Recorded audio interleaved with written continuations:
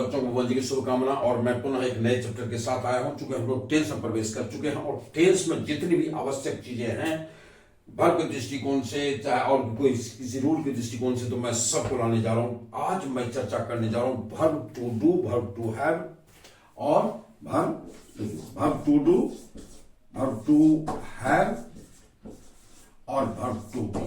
To be के बारे में मैं पीछे चर्चा कर चुका हूं।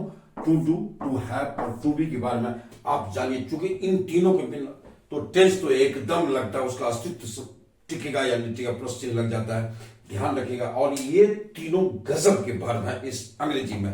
चूंकि ये तीनों हेल्पिंग वर्ब भी है और मेन वर्ब भी है, ये तीनों हैं। इसलिए चलिए हम लोग सबको बारी बारी से अध्ययन कर लेते हैं। आपको मैं 3 है इस पर मैं इसका वीडियो टू डू का वीडियो मैं भी बनाने जा रहा हूं। टू डू को आपके सामने रखने जा रहा हूं, फिर उसके बाद टू हैव और टू बी की बात हम करेंगे। तो टू डू को आप बृहद पूर्वक जानिए, क्योंकि ये हेल्पिंग वर्ब कब बनता है और मेन वर्ब कब बनता है। फिर इस दोनों के बारे में हम जानेंगे, हेल्पिंग वर्ब कब बनेगा और मेन वर्ब कब बनेगा। तो चलिए हम लोग टू डू की शुरुआत करें झूमते हुए मस्ती से निसंदेह।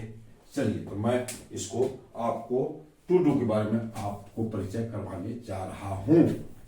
चलिए एक बात कह दें भाई साहब, सब्सक्राइब करना मत भूल। जो नए बच्चे हमारे आए हो, नए बच्चे वीडियोस मेरे देखते हो, आप सभी बच्चों से गुजारिश है कि कृपया सब्सक्राइब करें, कमेंट करें, आप शेयर करो, क्योंकि ये मेरे लिए आपका एक उपहार होगा। और मैं तो दे ही रहा हूं भाई, आप लो ना, टोकरी का टोकरी लो। और लेकिन बस थोड़ा सा इसके बदले एक बार टिप करते सब्सक्राइब हो जाएगा मेरा। चलो थैंक्स।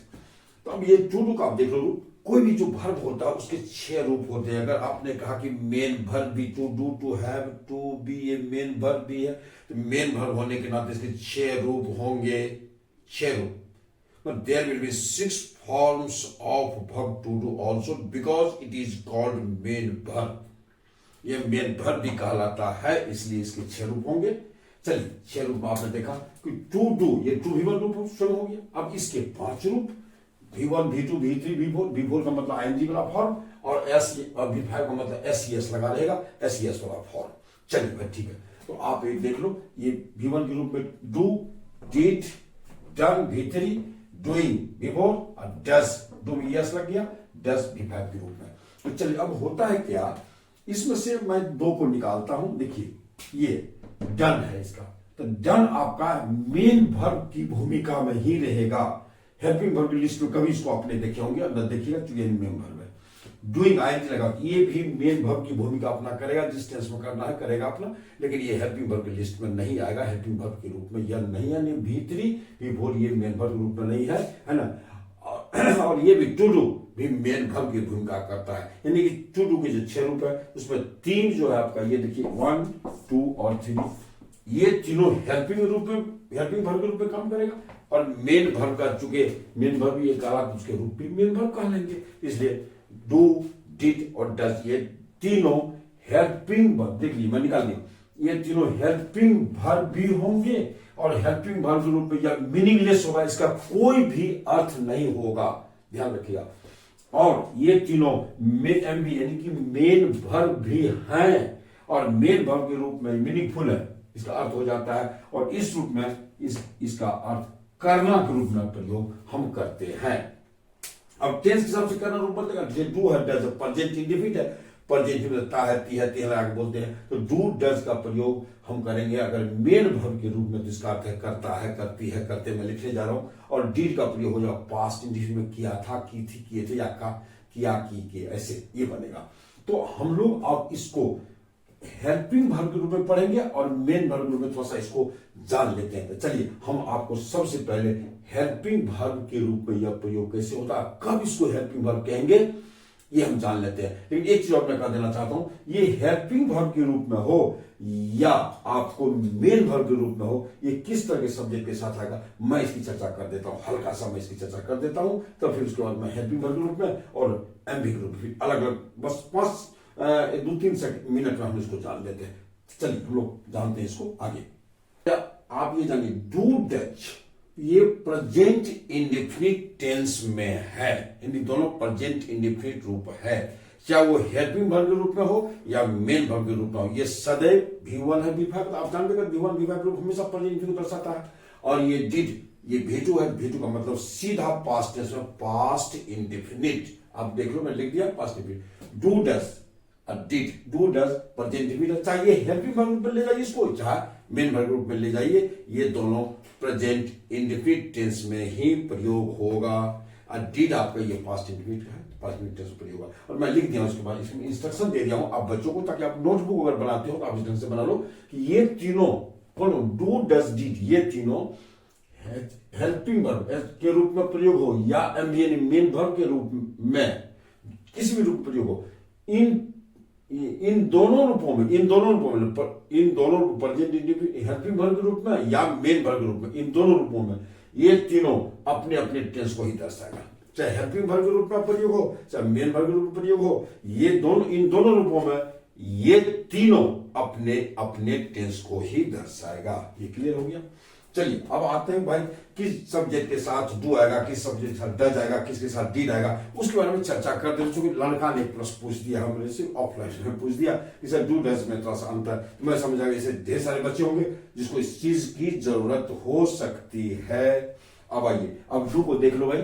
डू का प्रयोग हम करते हैं आई, वी, यू, दे इन प्रोनाउन के साथ, या अन्य प्लुरल प्रोनाउन कोई अगर है आपके पास, जैसे मान लीजिए ही और सी, ही एंड सी, अगर दो मिल गए तो प्लुरल प्रोनाउन हो गया कि नहीं हो गया, या दोज हो गया, दीज हो गया, ढेर सारे प्लुरल प्रोनाउन होते हैं जिसको आपको अगर दो सिंगुलर प्रोनाउन है तो उसको एन से जोड़ दीजिए तो आप वो प्लुरल बन जाता है। इसलिए प्रोनाउन अन प्लुरल प्रोनाउन, दूसरा कोई प्लुरल प्रोनाउन आएगा तो उसके साथ भी डू का यूज करेंगे। या प्लुरल नाउन रहेगा, जैसे boys, girls, Ram and Mohan, the earth and the sun, तो एन से जुटेगा सिंगुलर नाउन भी तो प्लुरल बन जाता है। इसीलिए प्लुरल नाउन के साथ सदैव डू का यूज करेंगे। मेरे ख्याल से आप सब समझ गए होंगे।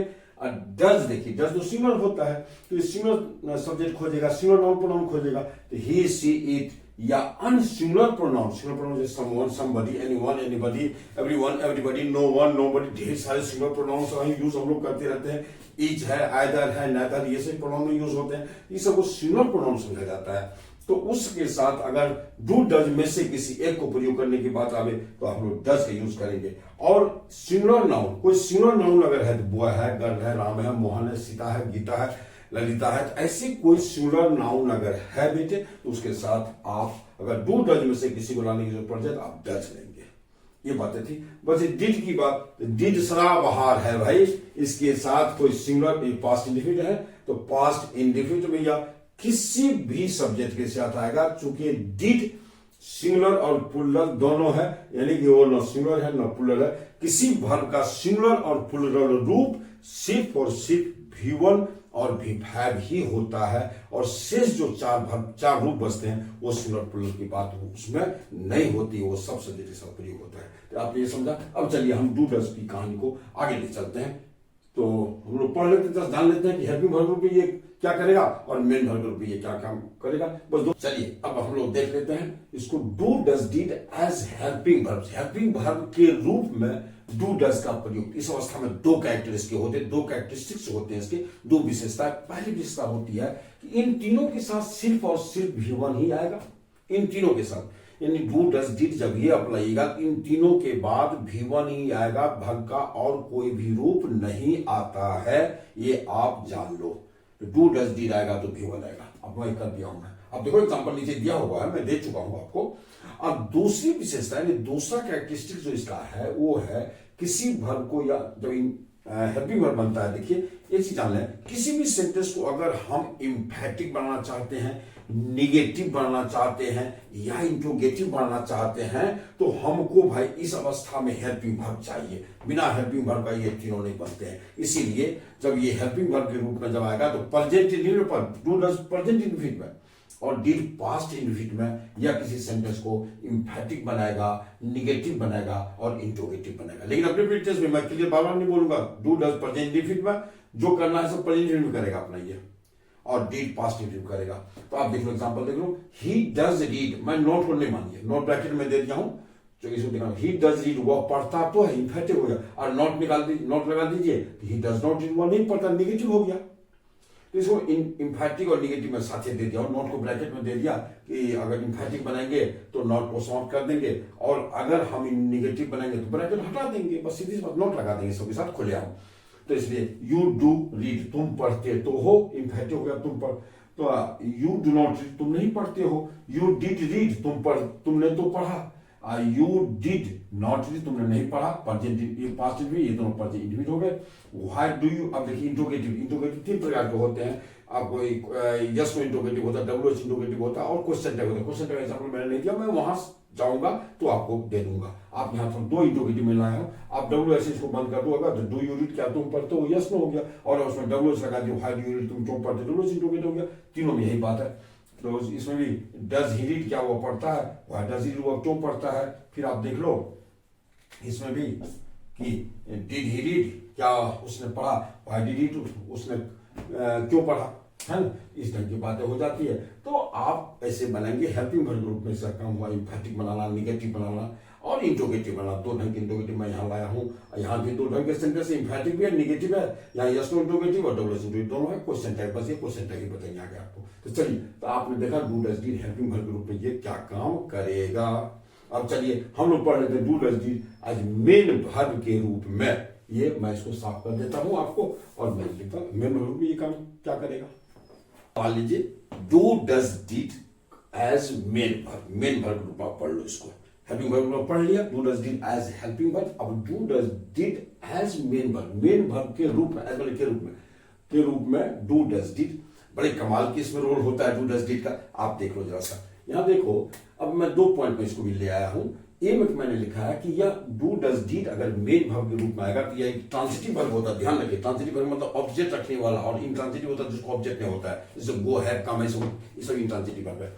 तो ये ट्रांजिटिव वर्ब है। ट्रांजिटिव वर्ब का मतलब होता है कि जरूरत पड़ी तो ये अपना ऑब्जेक्ट भी लेकर के सेंटेंस में आ सकता है, नहीं जरूरत पड़ी तो नहीं लेगा। इसलिए मैं लिख दिया हूं कि यह ट्रांजिटिव वर्ब है और जरूरत के हिसाब से ये अपना ऑब्जेक्ट लेकर के आ जाएगा। और देख लीजिए, और मेन वर्ब की क्षमता होती है अकेले प्रयोग होने की भी और हेल्पिंग वर्ब के साथ ही प्रयोग होने की, दो क्षमताएं होती है इसकी। तो देख लो, ही डज माई वर्क, वह मेरा काम करता, क्या करता है कि मेरा काम का ऑब्जेक्ट हो गया यहां से यहां तक, डज प्रेजेंट हो गया। यू डू हिज वर्क, तुम उसका काम करते हो, क्या करते हो, उसका काम ऑब्जेक्ट हो गया। ये डू भी वन हो गया, आप देख लीजिए, यू के साथ आएगा, मैं बता चुका हूं किसके साथ डू आएगा, किसके साथ डज आएगा। अब यहां देखिए, ये दोनों प्रेजेंट इंडिविजुअल हो गया। ये हो गया सी डिड हर वर्क, वह अपना काम करती है। तो अपना काम क्या करती है, तो अपना काम, हर काम यहाँ अपना हो जाएगा क्योंकि सी के अनुसार आया है। ये पॉजिटिव एडजेक्टिव है। हम इसकी चर्चा ग्रामर में बृहद करेंगे, या टेंस में जब भी जरूरत पड़ जाएगी हम इसको करेंगे संभवतः स्पेशल रूल में। तो सब टेंस का मैं एडवांस दूंगा तो संभवतः इसकी चर्चा मैं कर दूंगा वहां। चलिए, ही डिड हर वर्क, वो अपना काम करती है, हो गया। अब ये मेन वर्ब देखिए, एमवी एमवी एमवी, ये मेन वर्ब ग्रुप में अपना अपना टेंस में आ गया भाई। अब आइए, अब ये जब मेन वर्ब है तो मेन वर्ब की तीन विशेषताएं होती हैं कि वो एम्फैटिक बनता है, निगेटिव बनता है, इंट्रोगेटिव बनता है। चाहे इंट्रोगेटिव कितने प्रकार क्यों ना हो, ये तीन विशेषताएं होती हैं क्या भाई। तो एम्फैटिक बनता है, निगेटिव बनता है और इंट्रोगेटिव बनता है। तो डू डज डिड भी अगर आपका मेन वर्ब है तो तीन विशेषताएं, तीन कैरेक्टरिस्टिक्स इसमें होनी चाहिए और है भी। आप देख लो, अब देख लो ये तीनों, क्या मैं लिखा, ये तीनों एम्फैटिक, निगेटिव, इंट्रोगेटिव बनने के लिए अपने से पहले do does did he helping verb के रूप में लाएगा। बड़ी विशेषता है बात भाई। अपने हेल्पिंग वर्ब भी बनो और अपने मेन वर्ब भी बनो, यानी अपने मेन वर्ब भी बनो और अपने हेल्पिंग वर्ब भी बनो।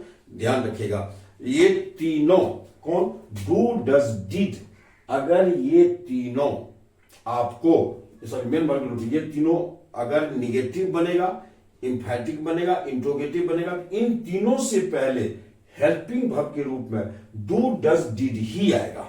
और डू डज डिड जब आएगा तो वो मेन वर्ब के रूप में ये हमेशा डू भी1 के रूप में रहेगा। ध्यान रखिएगा। अब यहां देख लीजिए, ही डज एम्फैटिक बना रहा हूं मैं, नॉट को ब्रैकेट में दे दिया, उसको बंद कर दीजिए। इस नॉट को अभी एम्फैटिक इसको हम नहीं मान के चलेंगे। He does do my work, वह मेरा काम करता तो है, काम करता तो है, आ गया ना एम्फैटिक। He does not do my work, वह मेरा काम नहीं करता, ये निगेटिव हो गया। यू डू माई वर्क, तुम मेरा काम करते तो हो। अब ध्यान रखिएगा, दो डू एक साथ आता है डज डू एक साथ आता है। डज अगर आएगा तो इसके साथ भी वन आएगा, डू आएगा तो भी वन आएगा। यहां मेन वर्ब के रूप में ये डू है, यहां एच भी के रूप में है, यानी कि दोनों अपने ही लिए काम कर रहा है, दोनों एक साथ मिलके अपने दो रूप में प्रयोग हो रहा है, एक मेन वर्ब के रूप में और एक हेल्पिंग वर्ब के रूप में। तो यू डू में वर्ब, तुम मेरा काम करते तो हो, आई नॉट लगा देंगे तो यू डू नॉट डू में वर्ब, तुम मेरा काम नहीं करते हो। यू डिड डू में वर्ब, तुमने मेरा काम तो किया, ये देखिए डिड है, डिड के बाद भी वन डू के रूप में ही रहेगा, क्योंकि डू डज डिड के बाद भी वन आता है, डू डज डिड का भी वन रूप प्रयोग होगा। तो चलिए आप नोट लगा दिए, सब निगेटिव हो जाएगा। अब चल देखिए, मैं डब्ल्यू एच इंटरोगेटिव और यस नो इंटरोगेटिव साथ ही बना दिया हूं, तो अगर आप इसको बंद कर दो तो ये सब यस नो इंटरोगेटिव हो जाएगा, और इसमें डब्ल्यू एच जोड़ देंगे तो डब्ल्यू एच इंटरोगेटिव हो जाएगा। क्वेश्चन टैग भी इसका बनेगा आराम से। तो जस्ट देखिए, डू यू डू में वर्क, क्या तुम मेरा काम करते हो, यहाँ एच भी है डू और यहाँ एम भी रूप में।